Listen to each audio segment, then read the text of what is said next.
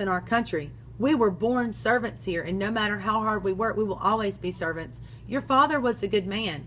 He gave us a small piece of land and a cabin, but your uncles, you know their reputation. They will take it all away and treat us like animals. We will not work for them. The work is hard in the United States, but at least there we will have a chance to be more than servants. But Mama and Abuelita, we need you. My father says we won't leave until it is necessary. He reached out and took her hand. I'm sorry about your papa. His touch was warm, and Esperanza's heart skipped.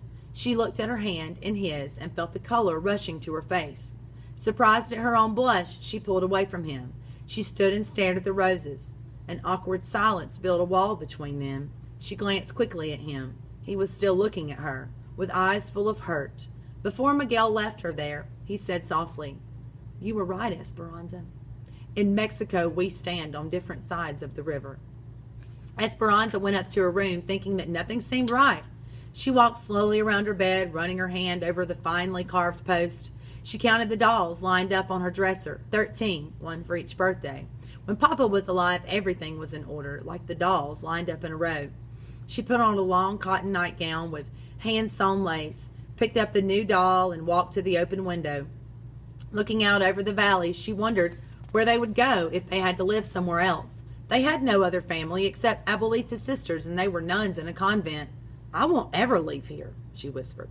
A sudden breeze carried a familiar, pungent smell. She looked down into the courtyard and saw the wooden box sitting on the patio. It still held the papayas from Senor Rodriguez, the ones that Papa had ordered, that should have been served on her birthday. Their overripe sweetness now pervaded the air with each breath of wind.